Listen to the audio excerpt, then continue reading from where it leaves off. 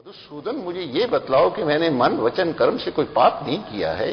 ये जो मैं यहां पर तीरों की शैया के ऊपर लेटा हूं, ये मुझे किस पाप का दंड दे रही हो आप? ये किस पाप का दंड मुझे मिल रहा है?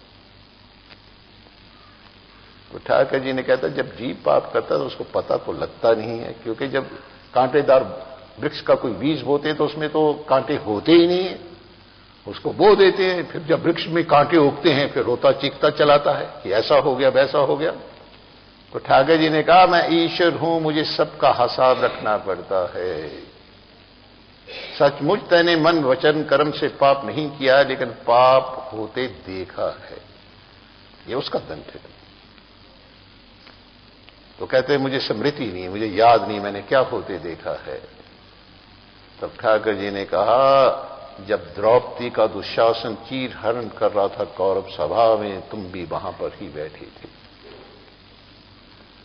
द्रौपदी ने तुम्हें कहा था ये अन्याय है, तुम कुल के श्रेष्ठ हो, मुझे न्याय चाहिए। तो तुम उस समय मूक बनकर के ये सारा दृश्य देखते रहे हो। तो ठाकर जी ने कहा था कि पाप करने वाले को जितना दंड मिलता है, तो उस पाप को प्रेरित करने वाले को भी उतना ही पाप का दंड मिलता है। तो वो इसलिए तुझे फिर जहां पर वो दंड जो है उसका भोगना पड़ेगा। तो आग लगाकर नारद जी तो चलते बने जी। और अब जी बोलो जी, नारद जी के वापस जाते ही वसुदेव के पहले पुत्र को मंगवाकर,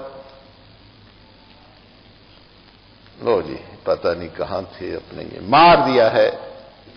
और फिर उन्होंने देव जी, हमने कहा था ना कि इसको साथ साथ ही चला करो, देखते रहा करो। आप 8 पेज पर देखो, लास्ट पे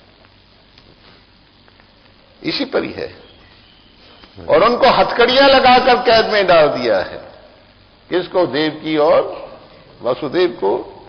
उन दोनों से जो जो पुत्र होते उससे विष्णु होने की आशंका से कंस मारता गया है।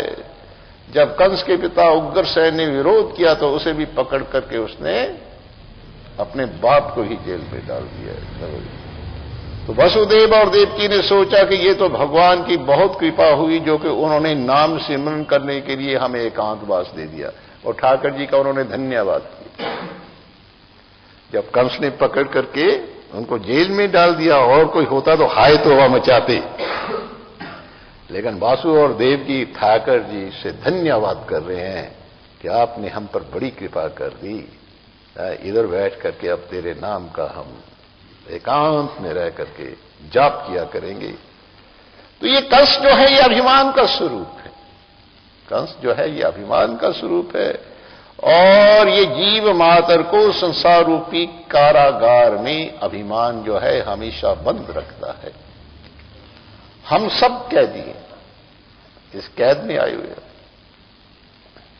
जब तक इस जड़ शरीर और शरीर से तनिक मातर भी संबंध है, तब तक हम स्वतंत्र नहीं हो सकते।